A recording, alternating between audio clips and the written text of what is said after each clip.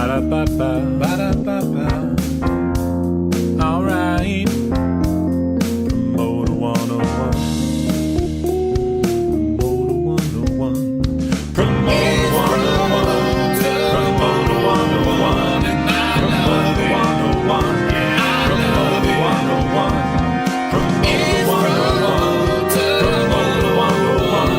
Promoter 101. Promoter 101.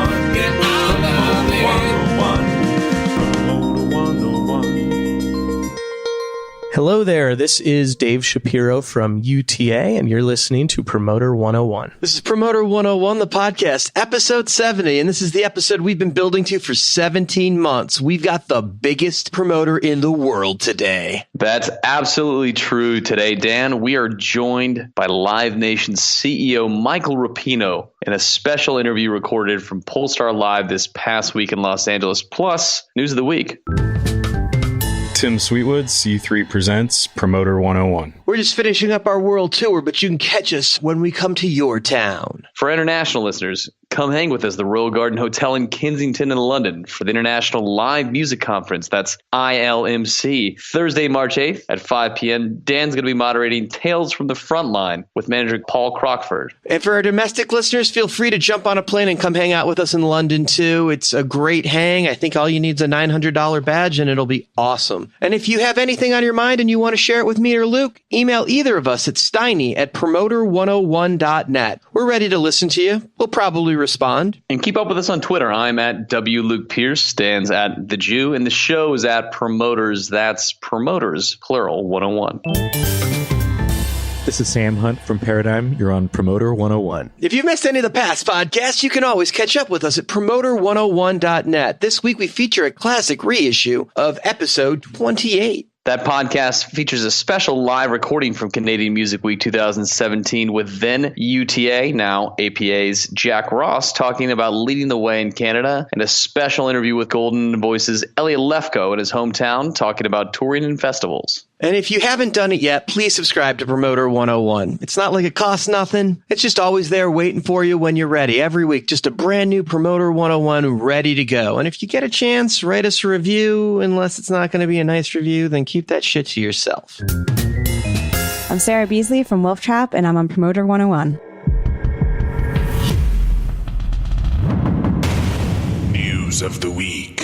Dan, it's time for the news of the week. Let's start with this. SFX founder and 90s promoter roll-up king Robert Sillerman has filed for bankruptcy and is warning his company Function is facing a similar crisis. This would be Sillerman's second bankruptcy in as many years, as SFX filed for bankruptcy in 2016. The founders of React Presents and Club Tix had entered into a Chapter 7, that's liquidation bankruptcy, and Sillerman had requested that a judge convert that to a Chapter 11 bankruptcy, which would give him more control over his business as bankruptcy worked its way through the courts. Now, Chapter 7 is never a great sign for anybody. You're literally talking about pennies on the dollar for the value of the business. And this also comes at a time when Sillerman's under investigation from the SEC for allegedly misappropriating $6.6 million from Function, including a $500,000 withdrawal with no supporting documentation. This is some excellent reporting by Amplify magazine on this one. Sillerman's saga seems destined to never end. Not his first bankruptcy. Clearly, there's a lot of things to be worked out here. We'll have to see how this plays out. Stay tuned. There's some great reporting, like we said, going on in Amplify and Billboard. I'm sure we'll have a follow-up to this. Some sad news this week. APA partner Troy Blakely passed away. He's been at APA since '84, and he worked with some of the biggest names in music: Robert Plant, Fleetwood Mac, Hart, Lenny Kravitz, Judas Priest. We'll be joined later in the episode with a remembrance from Danny Zalesko on Troy.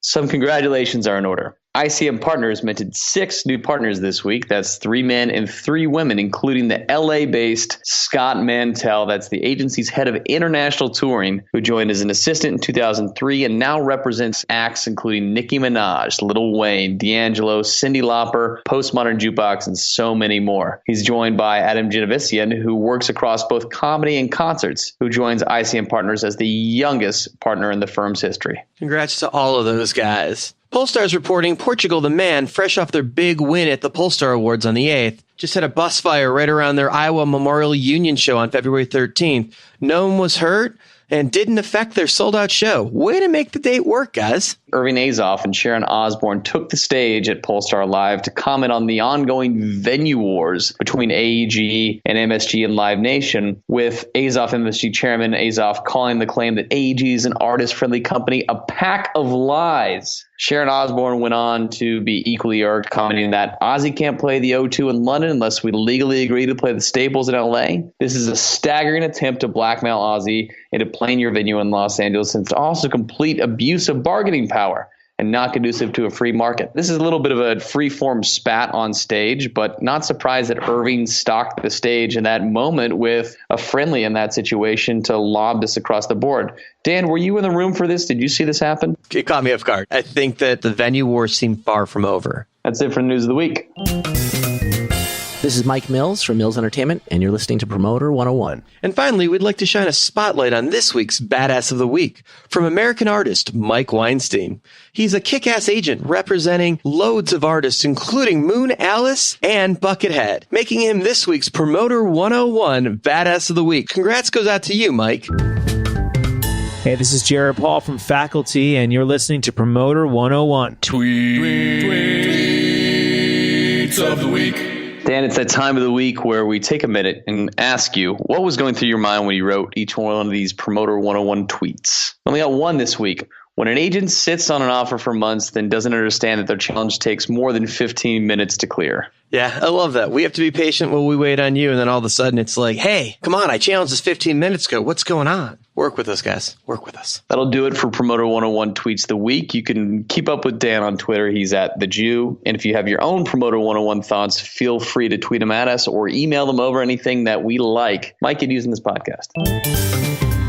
Hey, this is Rich Schaefer from Loyalty Management, and you're listening to Promoter 101. Our featured interview this week was recorded from Pollstar Live, the Intercontinental Hotel in downtown Los Angeles last week, as Dan sat down with... Whoa, Luke. If you don't mind, I think we should call in the biggest manager in the world, Irving Azoff, to do the official intro here. Couldn't agree more. So let's please welcome from Azoff Music, Mr. Irving Azoff. I can't say enough good things about my friend and partner, Michael Rapino. We went through a lot together. We got to testify together before the Senate and House, I think out of their un-American committees or some shit when we were trying to merge these two companies. But I've watched carefully, and the live business has undergone a big transformation. For those of you that play the stock market and have watched, Michael has done an incredibly brilliant job of putting even more money in John Malone's pocket. He's Billboard's #1 this year, well deserved. Live Nation is a company that has grown and grown since the merger, but it's a company that I feel has kept its compass. They do what's right for artists. They do what's right for the business. This, to me, is an exciting keynote here that he's going to give to you. And I think Dan will do a really good job of asking him questions that you guys would like to hear answered. Hopefully, if he does a good job today, we'll sell Michael his company by lunch. But through it all, he's remained humble, available, and become a great leader for the industry. And without further ado, Dan Steinberg and Michael Rapino. For those of you that don't know Michael Rapino, he is currently working at Live Nation as the Chief Executive Officer, a company valued at over $9 billion. That's billion with a B. He is literally the biggest concert promoter in the world and has just been named #1 on the Billboard Power 100 list. So he's kind of a big deal. Michael, welcome to your Pollstar Live Q&A Promoter 101 interview. Thank you so much for being here. Thank you. #1 on the Billboard Power 100 list. Now, just for the side note, my wife is here, who has actually never seen me speak anywhere and does not understand why I'm #1, because as we know at home, my 3 boys and my wife are absolutely #1. So today I get to be #1. That's awesome. But #1 at kind of an early age, I mean, best you can do is tie yourself. So moving forward, there is no bigger. Is Billboard saying you've peaked? Wow. It's like a therapy session now on. What will I do next? Clearly, you're on top of your game, and nothing seems to be changing that anytime soon. I did talk to some of the bigger guys in the industry that know you, and here's what they had to say. Solo's John Giddings. He has taken the music business to a whole new level by creating a global operation, benefiting both the artist and consumers alike. A true visionary. Live Nation Canada's Riley O'Connor says, Rapino's ethos of letting you grow your business within his vision of creating a pathway for artists to become sustainably successful makes you realize every day when you come to work that you're part of something special. Steve Martin from APA says, Michael took a giant pirate ship filled with entrepreneurs, Mad Hatters, and professional assassins. And how he got them to all row the boat in the same direction is a magic trip on par with Houdini. That is some serious high praise from some very powerful people. Either they all really respect you or are totally afraid of you. But either way. So how does a kid from Thunder Bay, Canada become the most powerful man in the music business? Wow. I'm listening. Like everyone in this room, I think we're all gifted that we probably all had that passion. Somewhere early in life, we all loved what we were doing, live music.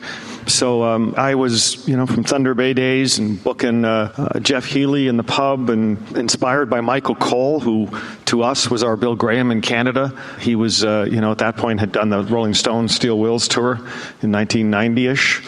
So as a kid in university, I looked at this god, Michael Cole, and this idea that he was buying this world tour, and that was just so inspirational, something I really aspired to be. And in university, I was what was called the campus rep, which really in Canada just meant they gave me a van with Labatt Blue on it, 50 cases of beer, and 2 boxes of hats. And you had to go figure out how to get people to drink Labatt Blue at the parties. So you're the beer street team. I was a street team.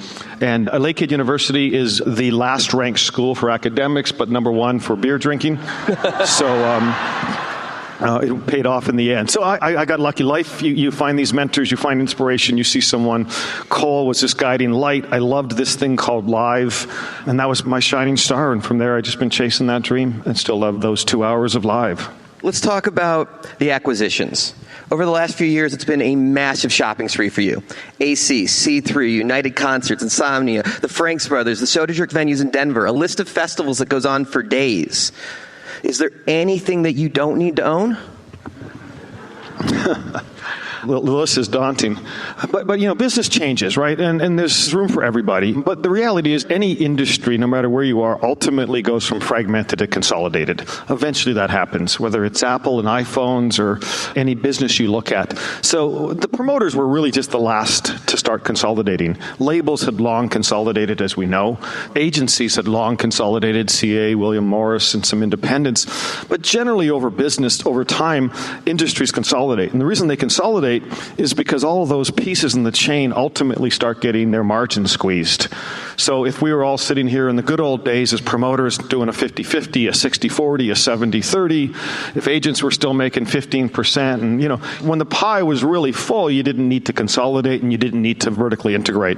As we all started to get squeezed, our pies got smaller, then you ultimately have 2 strategies. You have to either make your pie bigger by buying more of your same businesses, or you try to enter new businesses. So we from day one realized that ultimately well-capitalized companies are going to win in the end and be able to provide the best value to the artists, but ultimately to your employees too. So we've had this strategy from day one. We're not trying, we have a very big don't-do list and a very small to-do list, and it is we want to continually be the largest promoter in the world, have as many boots on the ground in as many cities and countries in the world as possible. So when U2 lands in Milan or Cape Town or Boston, we're the best place for them to play. So, we're the business is still, people think Live Nation is so large. On a global basis, it's still a huge fragmented business. So still lots of opportunity for anyone to acquire and get bigger. What are you looking for in particular in a partner or in a company that you're looking to acquire?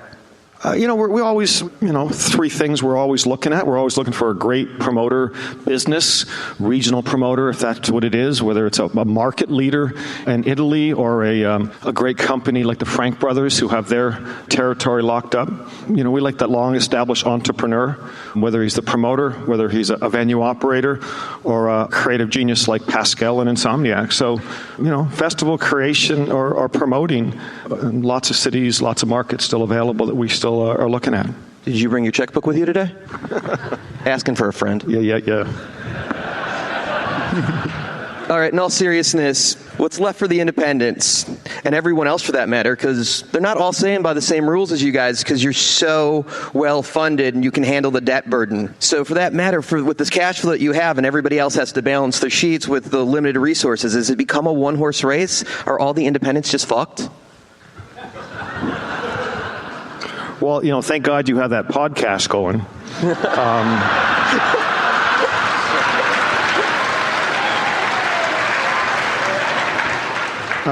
I don't think it's a matter of whether independents can't survive. In any industry, it's like saying, is there only Apple, and if you have an iPhone, you're fucked? I mean, generally, Android and iPhone own the market, and other companies have to innovate or provide better products and scale to be competitive. So the challenge we all have is independent will survive, and I think in the record label now, I was reading some stat this week between Sony, Warner, and Universal, I think they were still 28% independent of the pie. So indies are still got their place and doing well in the record side. I assume indies, smaller companies, will continue to survive and do well in the global business of promoting. The problem, though, is what I look at is in order to keep being innovative and trying to be the best for your employees, provide research, launch things like Verified Fan, hire those extra research, analytics, data, technology people, things you want to get done in the future does require you having some level of capital, some level of scale, so you can invest in the future. That's the challenge, right, is how do you make sure that you're providing the future, and ultimately that does take some level of resources and investment to be able to do. Just between us girls, why didn't you buy SMG? Oh, geez, between us. It's not our core business, and many people, we like everyone else, we look at everything. Most things are for sale are going to ultimately call us. We'll look at it. But venue management at that scale isn't our business. We don't want to be in the scale venue management business. Our core business is those 30,000 concerts a year, and promoting and putting those in whatever venues are best for the artist, and then the economics. So ultimately, we're not looking to be a scale venue manager outside of the kind of the properties we manage. 30,000 shows a year. You clearly aren't getting to all of them. How many shows a year are you covering? I'm still, it's still a love I do, so it's a great way to obviously, see your staff, connect with your artists. So I'm still going to 30 or 40 shows a year. Let's play Real or Rumor. There are a lot of stories out there about you. Let's find out what's real and what's urban folklore. Real or Rumor? You have a spiritual guru. Oh, wow. I have a ton of mentors that have helped me. I believe that you're on this ever-ending quest to, especially in this egocentric business, right? You can either make it about someone else or figure out how to do the work on yourself. So I've always in my life had, whether it's business mentors like Irving and others, or Jimmy Iovine, or whether it's coaching and other mentors that have helped me figure out what I want to get done in life. So, yeah, I've got a bunch of people, though, that over my time that have helped me keep the compass set. Real or Rumor? You were involved in closing the Metallica tour over a meeting with Lars. Oh, that shouldn't be a rumor. I mean, we got a great team. Bob Rue, Arthur Fogel. We got an incredible touring team around the world. Bruce Moran, John Reed, et cetera. So those guys are doing tons of tours all year. And there's a bunch of artists that ultimately at this level, if you're, Lars, and you're looking at a long-term deal, you want to understand the CEO and what we're up to. So I get involved in a lot of pitches, whether it's Lars or other artists, or whether it's, the CEO of Citibank. I am ultimately the face for our business, and I try to get out and make sure that people connect and understand what we're about.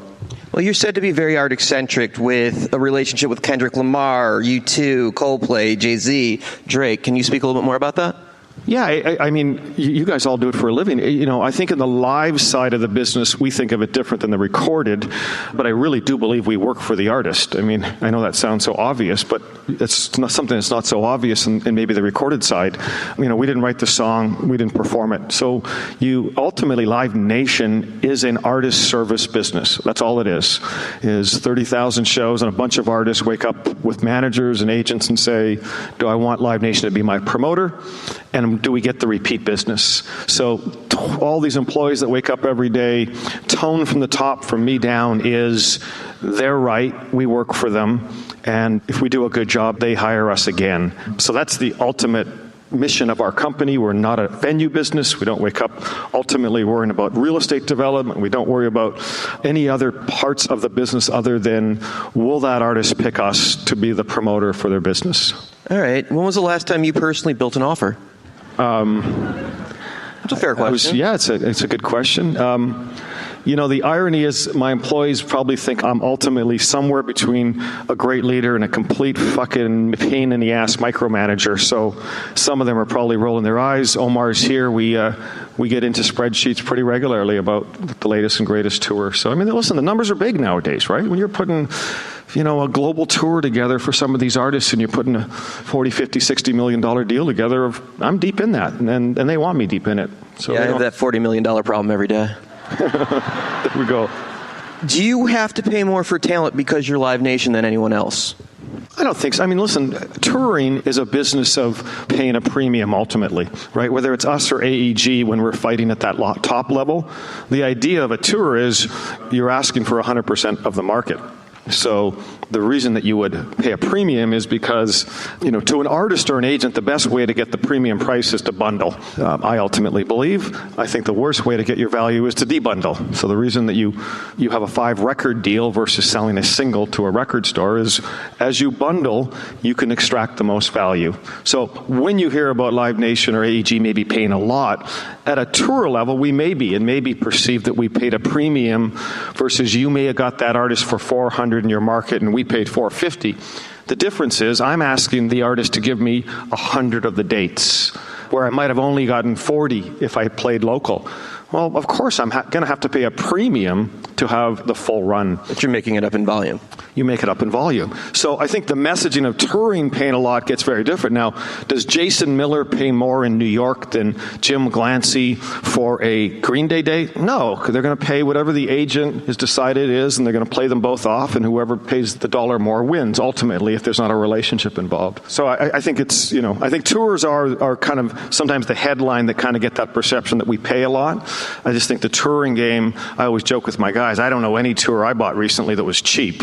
I don't have an agent calling me saying, I got a deal for you if you buy them all. Can we get the Live Nation logo put up for a second? Real or rumor, the guy on the Live Nation logo with his hands in the air was modeled after you? I hadn't heard that. No. Put your hands up for a second. No. When you guys see it too, right? All right, we'll take your word for it. That logo was created, it's a long-term friend of mine, Robert Peters, when we were going public, spinning out of Clear Channel, was 13 years ago in December, and we had to come up with a logo, a name. I actually had picked the name Live Star, and a week before I didn't really like it, and it was very hard to find a name that was actually not used globally.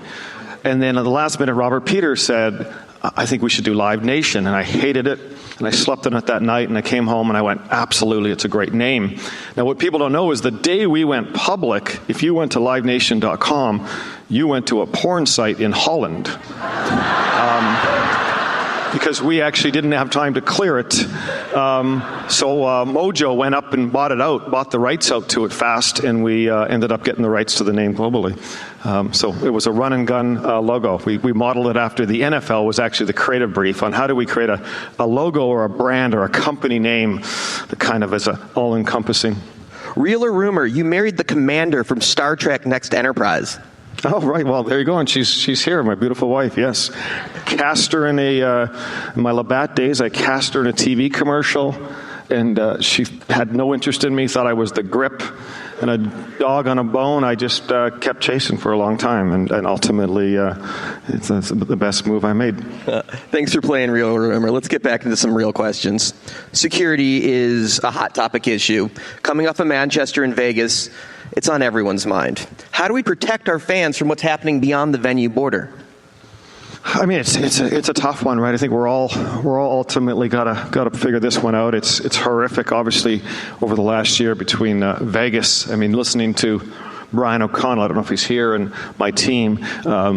Brian O'Connell every year goes to the USO, crazy countries around the world with certain artists. It's kind of crazy that his most horrendous moment was a parking lot in Vegas, not in Afghanistan. So it's Manchester, Vegas. This idea that now just not protecting who's in the building but outside the building is now a whole nother level that as an industry we have to all start trying to solve.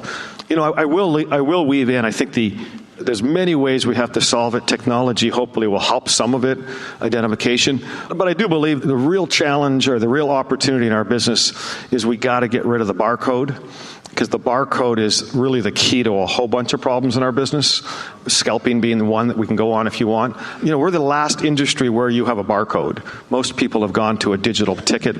So the airlines, hotels who used to be barcode in their day. So our big challenge right now is you look at Vegas. When we say we sold 30,000 tickets, we sold 30,000 barcodes. And we don't know who that barcode was passed to. We don't actually know exactly who was in the Vegas venue. We can't actually send a text out to 30,000 saying, run left, right? So I do think that identity has to become an important piece of our business. I do think we should know who those 70,000 people in the U2 concert are. So I think that's a big part, because I think if we have better identity ultimately, we can respond faster. I just think identity is also a huge tool we can all use in figuring out how to limit the distribution of tickets in the scalping market. So I think that's one example where technology will be our friend and help us all elevate our game on how do we secure the audience before they get there, after, when they're there, and et cetera. Well, I think it's clear that there's some things that no one in the world could foresee. And in the case of Vegas, it's clearly an act of madman. Irving Azoff was part of Live Nation not so long ago, and you seem to have kept a pretty close relationship, as we saw in the intro. Where does Live Nation start and Oakview Group end? Because it seems a little blurry. Yes, we do get asked that. So where do I start? Let's start with Irving. Irving, as we all know in this industry, there's a few from David Geffen to Irving to, I guess, Jimmy Iovines. There's just a few of these mentors in life, or these people that have just been incredible at building their businesses, their brands, and being the king of the industry. So Irving being part of Live Nation was instrumental in really the strategic move of Live Nation and Ticketmaster coming together. That really took us from a small, in terms of a balance sheet, to where we are today, and let us kind of really excel our growth. But ultimately, Irving as an entrepreneur and what he does on his own is much better for him to soar. And we both mutually have a huge respect for Tim. I always had a ton of respect for Tim, even when we competed. He's a tough competitor. I dreaded the days when someone would walk in and say, I'd be in a pitch meeting and I knew they were going to meet him after, because that man could sell, ice to an Eskimo. He's good. He's done a fabulous job. We have no ownership in OVG, zero. We're huge supporters of OVG, which Irving is an investor in. We loved him. We hope he grows on whether it's an alliance, whether it's Seattle, his development of buildings, his Pollstar. So we're huge supporters. We'll continue to be cheerleaders, and we'll be business partners selectively where it makes sense for our business. And I think people like Tim are creators, and entrepreneurs like him, we need lots of those in this business. Let's talk about the ethos of Live Nation. It seems to start at the top with you and work its way down from the newsletter and the monthly employee recognitions. Can you talk about your philosophy of the Live Nation culture? Yeah, in life you kind of remember moments when people told you things. There were two stories that earlier in my life that kind of shaped it. So number one, Donald Tarleton, I don't know if any of you know him, Montreal, DKD, one of the great promoters, was part of this network, CPI, DKD, the Canadian mafia, and I was... You guys call yourselves that too? Well, they are. I was just a kid looking up to them all. And I always remember I went to, they had a Pink Floyd show in Montreal. I was still in Toronto. We went to the show. I had met this really pretty girl, and I brought her as a date. And I remember we went to the pre-show, and the original Division Bell tour, I think that was called way back in the day. And the band was there and a bunch of people. And we walked out to the show, and the girl looked at me and said, "I'm really sick. I got to go home." And I said, "Oh, okay, great. That's it." She went home. I sat with Donald. We went to the after party. I walked in. She was in the corner with the drummer. And Donald Tarleton looked at me and said, "It's called show business, kid, and you should focus on the business part."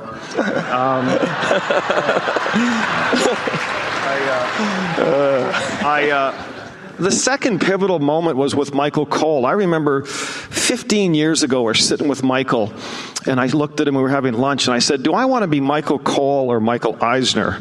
And he said, "Oh, no, fuck, you want to be Michael Eisner because he hires Michael Coles." And to me, the Michael Coles were this inspiration, right? And I think this business is very sexy. And we all believe that if we get close to talent, great gifts will happen to us. I was on the other side. I really love running the business. I love building Live Nation. I really love my employees believing I care about them. I get excited about the latest benefit program we're going to roll out. So I've really always, when you talk about culture, what is culture? Culture to me is ultimately, I live in fear that the 26-year-old kid working for me in Finland thinks I'm an asshole that has lost touch. Right? I want them to believe that regardless of how big we are, that I'm building a company that still cares about them, that's still accessible. I answer all their emails. You're really good at that. You return an email really quick. Yeah, so I believe in the culture is ultimately the demonstration of the leadership. Is it authentic? I have a town hall every 4 months. I tell my employees, 7,000 will get on that call. And I tell them all the time, this is your company. You can have me fired by noon. If 6,000 of you are on Twitter. So if you give me good input, I'll do a better job. Otherwise, I make really dumb decisions in LA by myself. So when you have that authentic relationship where the secretary in London believes at least she is accessible to me, and every 4 months when I get on these calls, I talk about all the things the employees said we should do better, whether it's, extended maternity leave or, covering childcare, giving 2 weeks off if your parents are sick, or whatever the latest and greatest way we can say we care. So I believe that somewhere in the last few years, I started to figure out that running a company isn't the mission. Serving a company is the long game. So ultimately, I'm not looking to write the book that I know, Lars. I'd love to write the book that talked about how not that I'm going to write a book, but ultimately, can you lead a company with soul in a pretty egocentric industry? I think a lot of people in the room would buy that book. Let's talk about festivals. Both you and AEG are buying up all the festivals. It's as if we're watching a game show, who's buying that festival? And clearly, it's streamlined the booking process. Everything is the same headliner over and over again on all of these events. Is Live Nation and AEG's involvement in all the festivals leading to a lack of unique lineups? I think the lineup and the headliners are definitely this year becoming a problem. I would agree on that. I don't know whether our ownership or theirs is the reason. I look at Coachella, which I've always given Paul tons of credit. I think he's one of the great festival creators. But it's tough out there. I think in America, where this kind of the headliner festival explosion has happened, it's a very different story than in Europe. In Europe, festivals lived forever. They were a really vibrant way because you didn't have arenas, you don't have hockey and basketball. They're just great places for bands to reach 70,000 people. So the lineups have always been very varied across Europe. In America, unfortunately, the festival became the how do I go get 3 times what I can make in an arena play. And it became I've done the arena run, I've done a stadium run, I'll go clean up in festivals. And then there's, so that cycle lives now where 8 or 9 artists say, manager agents say, let's go get the festival money. And you have too many festivals looking for headliners.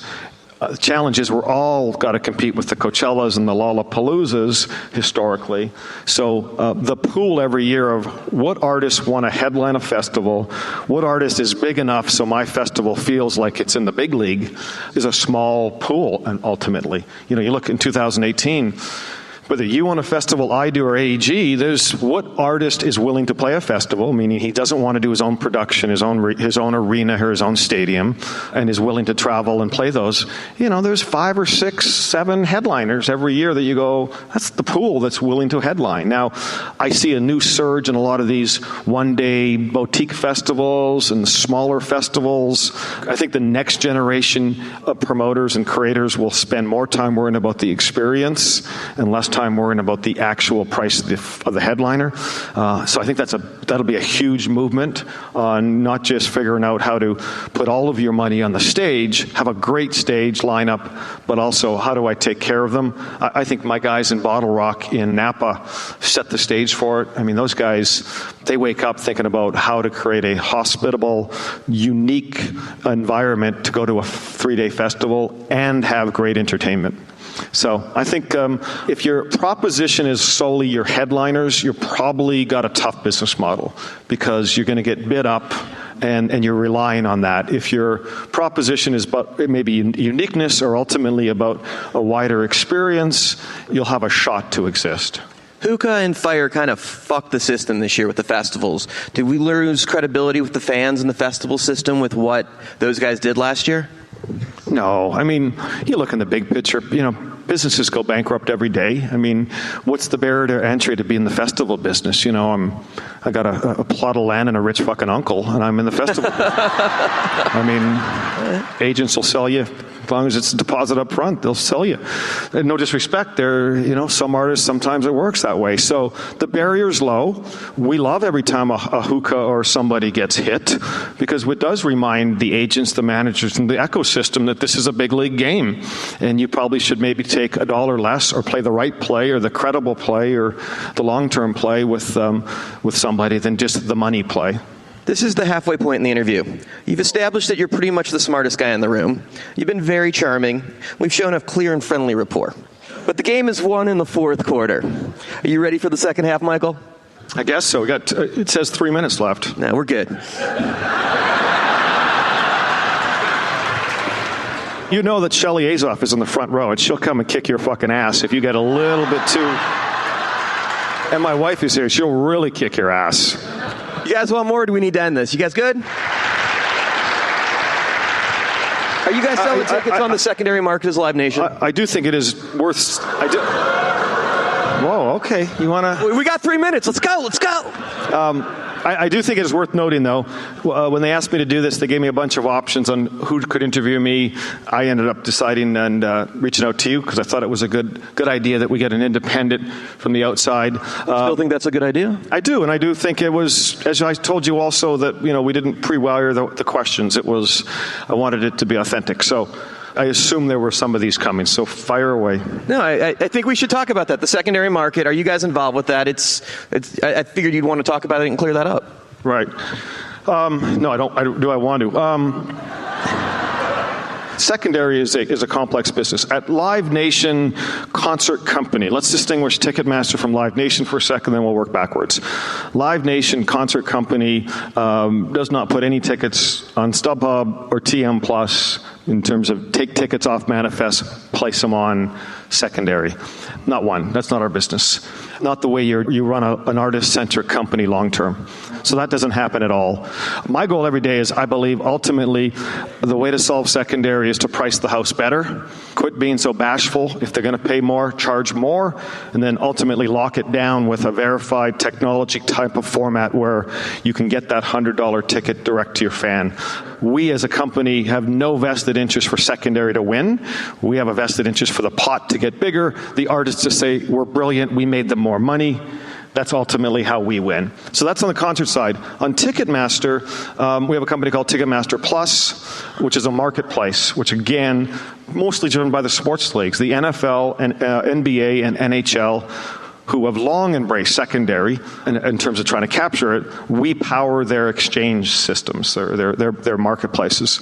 So if you want to buy a Lakers ticket, you can put it on TM Plus and sell it at a premium, and we make the service fee. You guys are protecting the fan with that because you know it's a real ticket that way. Real ticket, right. Well, listen, what happened is on the Ticketmaster side, we got frustrated. We're a marketplace to come and buy a ticket. So at 3-4 years ago at 10 o'clock, you'd come to buy a Beyonce ticket, and we basically put a sign up that said, sorry, we're closed. Go to StubHub for the next 8 months. And so we put all this money out, buy all these contracts from the venues, and StubHub runs away with the consumer, and everyone thinks, whoa, what a great service. I got a Beyonce ticket.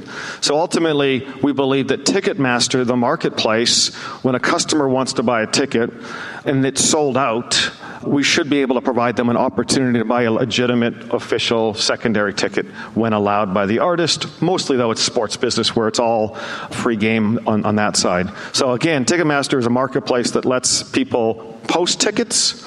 We don't post inventory. Live Nation never posts inventory. And then you get to the, are there some artists who are taking some of the manifest and doing something with it? I don't hear, very, very small percent do I hear that actually really happens as much as people talk about it. But listen, there's DTI, there's Dynasty, there's everyone running around right now talking to managers, agents, and anyone alive saying, give me a bunch of those 500 P1s and I'll make you a bunch of money, right? So some artists, if that's what they want to do, I'm in the whatever you want to do artist business, right? So if an artist wants to ultimately take some of his tickets and do a deal with DTI or StubHub or whoever, that's his ticket and his business. Well, as long as we're on Ticketmaster, let's talk about Verified Fan. You guys had a massive swing with that, rolling it out with Taylor, the biggest tour of the year. That could have gone either way. Is it working, and was there more to come with that? Yeah, I think it's a great start, right? I think it's the first, Ticketmaster ultimately in 17 and forward is going to really continue to pivot. Listen, Ticketmaster for 40 years has been primarily worried about taking care of the venue, because that's what the business was. You have the exclusive deal at the Madison Square Gardens, and really your primary business was to service the sports teams, because the venue probably was an owner of a sports team. And if you secured that exclusive deal with the venue, when the concerts came to town, they were kind of, the second, kind of the tail on the dog. But the customer really was the NBA or NHL owner who owned the venue, and you spent all your time worrying about season tickets and 190 tools that Ticketmaster can do to take care of the venue. And that's what we got to keep doing and provide. And I'm so proud over the last 3 years. We've spent a lot of money, revamped our platform. We don't have all that technical debt that we used to hear about.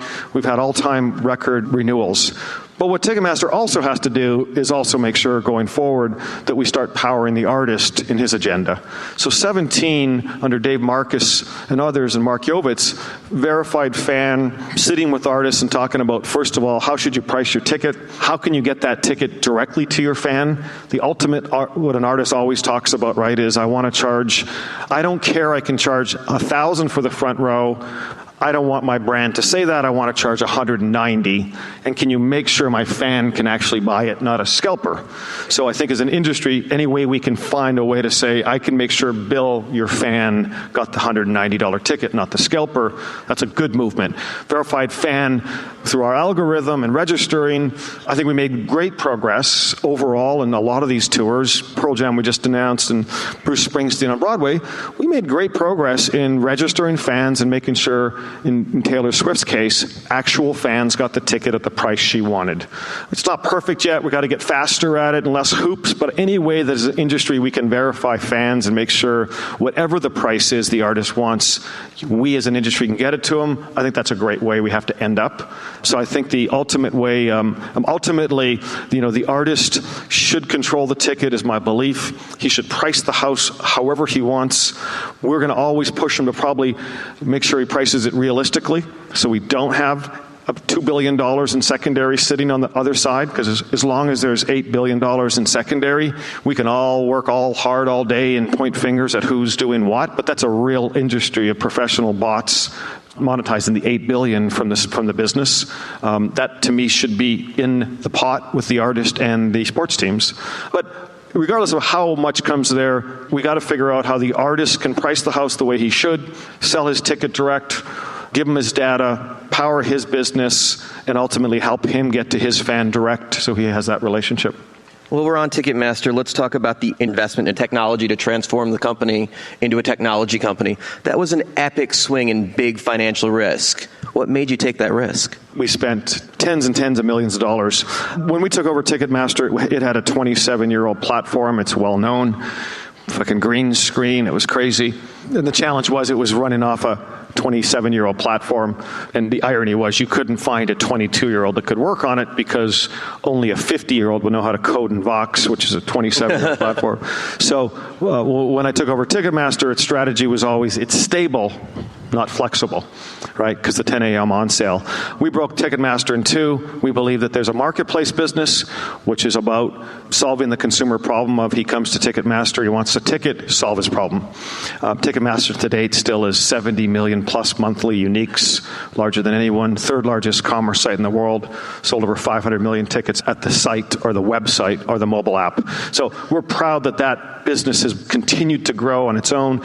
We've hired a ton of great people that understand marketplace conversion and drove that. On our software side, I remember Mark Cuban, one of the first things he told me 3 years ago was, number one thing you got to fix at Ticketmaster is your API. You got to open up Ticketmaster. So what we really did at Ticketmaster, we brought these incredible new engineers in, as well as some of our existing, and embarked on this thing called Ticketmaster One. And what really you've seen at Ticketmaster, whether you've noticed it or not, is opening up Ticketmaster, right? This idea that we're in a closed system isn't really true. We've been buying exclusive rights to a venue for 10 years, but StubHub's had the same tickets for 10 years. So we've been overpaying for so-called exclusivity, but we haven't actually been exclusive. So as we were all pretending to be exclusive, StubHub and Vivid and others were running away paying no cost of capital and having the same tickets. But what we had to do is we had to be in the business to say we have to open up our platform. So TM Plus was our first kind of technical win, because TM Plus is actually just a way that the outside world can post inventory on your platform. Thus, it's not closed anymore. And now, we have a lot of integrated partners, YouTube, Spotify, Apple, Groupon, you name it. Our job now when we sit with venues is, hey, we have the great host platform. We can power all of your ticketing needs, but it's also an open platform, so you can figure out how to allocate tickets to where you want, which was the big NFL announcement, where a venue can take tickets, they can put them on StubHub, they can put them on Amazon, they can put them wherever they want for their business needs. Similar to the UK kind of ticketing? Yeah. So, we knew we had to get there for the next version of life, and I think the reason we had a wildly successful 2017 renewing 10 to 12 of our clients was in 17 we were able to sit with a client and say, no, this isn't us versus SeatGeek, this isn't they're open and we're closed. We're open. You should be able to do what you want with your tickets on your venue. You should be able to allocate. Our platform now can do that, completely flexible, iPad ready, do as you want. And over here on the TM, we'll continue to be a great store. We'll probably be still your largest converter and your largest seller of tickets, but two very different businesses, and very proud of all of the engineering, all of the work. Jared Smith, Mark Yovitz, the team that led that pioneering transformation over the last 3 years deserves all the credit. Okay, let's do a speed round. You just can't say both. Do you consider yourself an American or Canadian at this point? So I can't speed around this, but it's very funny. As a Canadian, you can have dual ownership, right? Dual citizenship. So I have a Canadian passport and American. You're such a businessman. It's dual ownership. It's not. I know it. That's great. I would have stayed Canadian, but my 3 sons are American, and my wife is. So I had this great fear that one day you'd kick me out of the country and I couldn't bring my babies. So beautiful part is I can be a dual citizen. As you know, an American you can't be. You can't be a Canadian and an American. So I do think it was ironic when I went to get my passport, or not, your passport application for citizenship, the lady looks at you and says, will you bear arms against Canada? And I thought, that is just such a very American way of looking at life on, give me your passport and get ready to shoot them if they come across the border. I thought, wow. So I do think it's ironic that Canada has the coolest leader right now in Trudeau, and America is in a funny place. But I love this country, love the opportunity. So I can't give you either on that one. Okay, how about Tim Hortons or Dunkin' Donut? Oh, Tim Hortons. All right. Do you fly private or commercial? Oh, you bastard. That's good. The one that hurts. I usually fly private. All right. We've got a question from a student from the University of Massachusetts Music Business Program. Max Ferguson wants to know, what area of business have you not yet explored with Live Nation that you'd like to? Oh, that's a good question. I mean, listen, I started the conversation by telling you there's still a lot of runway left in what we do. So we aren't in some of the, the drama that some of these media industries are of how do I transfer my businesses. I think we are the luckiest in Pollstar Live, etc. I think we're the luckiest in the business because from caveman dancing around celebrating music till long after we're dead, people will gather to celebrate and dance around music. It's an innate need that we have. So we love experiential live. We love what we're doing. I don't need to be in the record business. I don't need to go look in other lanes. We think there's still a big global opportunity. We have no businesses in South America or Asia of substance. So huge geographies left, and we're going to still keep just playing for what we do best. You've got 50,000 employees, right? Right around? No, we got about 30,000. Okay, so that's a baseball stadium full of employees with an overhead to match. How do you manage a staff that big? Yeah, it's very, very, we have a very decentralized business. They're spread in 41 countries. So we have a very small head office. It's kind of just me and Joe and Kathy. We've always set up this organization that we don't really believe in synergy or down pressure. We let the businesses run their businesses. So running decentralized sounds simple, but it's actually really hard because most people want to control. So we have a very decentralized organization. How do I run, Roberto De Luca runs my Italian operation. He's running that. He does what he does best. He has access to all of the information and tools and things he needs from us. But, it's him and those 42 employees in Milan. And we're here to be investors. We're here to provide all the input we can. But the best way to run Italy is let Roberto De Luca do what he does best and have control and decide if they want Fridays off or where the office should be or what employees, kind of believe in. So we really do run decentralized. I don't get obsessed with trying to figure out how to control 30,000 employees. I get obsessed with who's trying to control them and get in their way and add bureaucracy. Do you ever sleep? Yeah, I have 3 boys all the time. Yes, You guys have got a massive sponsorship arm. Can you talk about that? Yeah, part of what we do is a living, all of us in this room. Sponsorship's an important part of what the business is. We think sponsorship is as important as ticketing, as is the concert business. Russell Wallach runs that division. We have over 900 brands. We all see, you read about it all the time, live, experiential. Brands want to now figure out how to be more part of that. So from day one, we've just always believed that sponsorship isn't how can you get a check and screw the brand with a banner on stage. It's an integral part of what we do. When you're running a 4 or 5% margin business on the concert side, meaning the artist is taking most of the money away, ultimately you've got to build a business that says, how else can I monetize the business outside of the gate? And I think we all know in here, sponsorship has always been an important part of the business, and we treat it with the utmost respect. There's a million things that I would love to talk about. We are running short on time, so I want to leave you with this one. The fan experience. What's your vision for it? I think it's a great opportunity. I think, when people talk about, what do you get excited about? I think there's a great opportunity forward I'm not sure in 10 years we'll be sitting here debating how we bought the latest tour or who bought a tour or what venue it played in. I think that's the commodity now. I think for 50 years there was a great celebration around the Bill Grahams and the art of buying. I unfortunately don't think there's much art left in buying. I think it's a business now. But that's okay because I think while we were doing the art of buying and believing it was very important, we sat backstage with our laminate in catering and didn't give a shit about the fan, right? And I think ultimately the companies that are going to win are going to start from how do fans love what I'm doing, how's the experience elevated.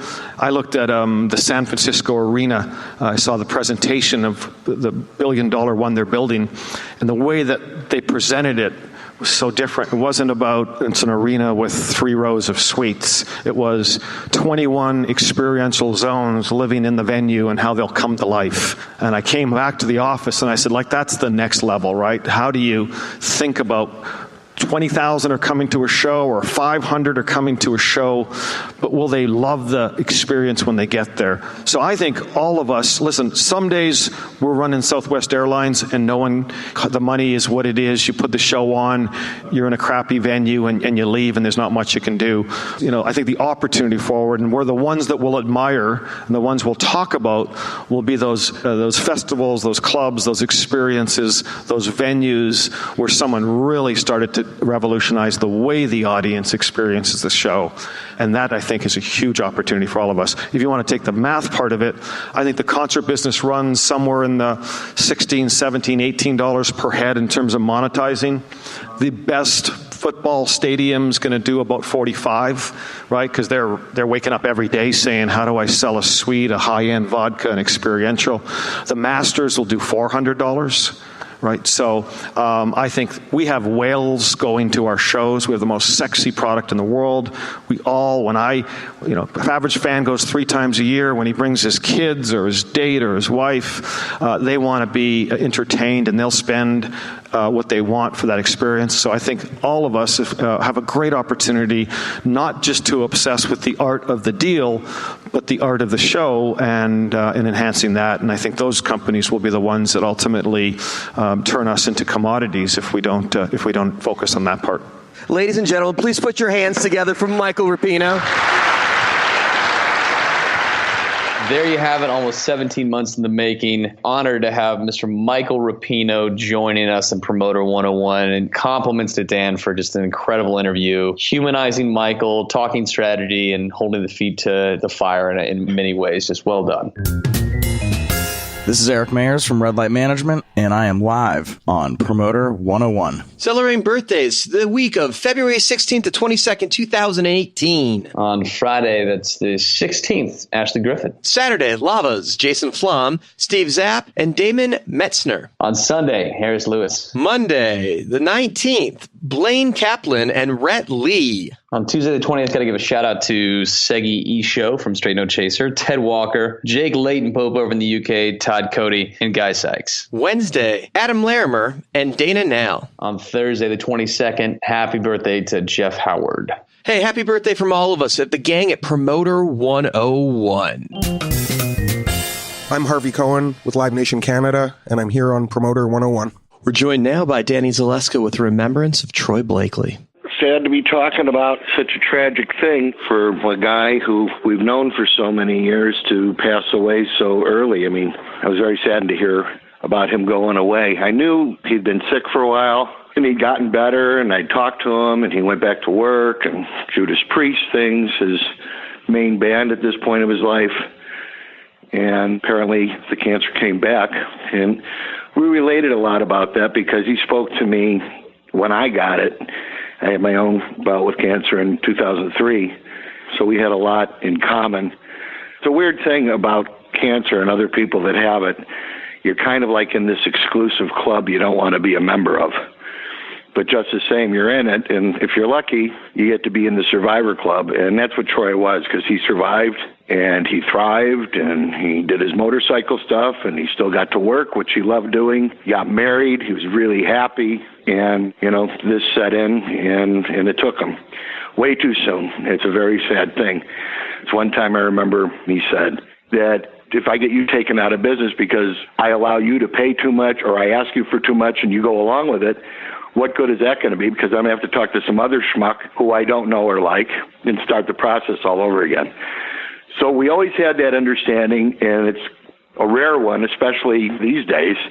But this was in the time where agents and promoters dealt differently with each other because all the promoters were gambling with their own money, and he knew it. Just like, all the other great agents. Troy was certainly one of them. When the phone rang and I knew it was them, I always look forward to talking to him. As an agent, a great guy, a good guy to do business and battle with. And as a friend, I'll always remember him calling me up with that big, deep voice of his and asking me how I was feeling after I started chemo. I'll always remember him as a good guy. Troy Blakely gone too soon. Thank you, Danny Zalesko. If you want to reach out to us, send us an email to steiny@promoter101.net. Quote of the week from Bob Marley. One good thing about music, when it hits you, you feel no pain. We'll be back next week for episode 71 of Promoter 101. We'll be joined for featured interviews with Faculty Productions, manager of New Kids on the Block, Mr. Jared Paul, DSP shows Dan Smalls, and Dave Shapiro turns the tables. Until then, we're wishing you sold-out shows for the weeks to come. Cheers. This is Bobby Clay from C3 Presents, and you're listening to Promoter 101.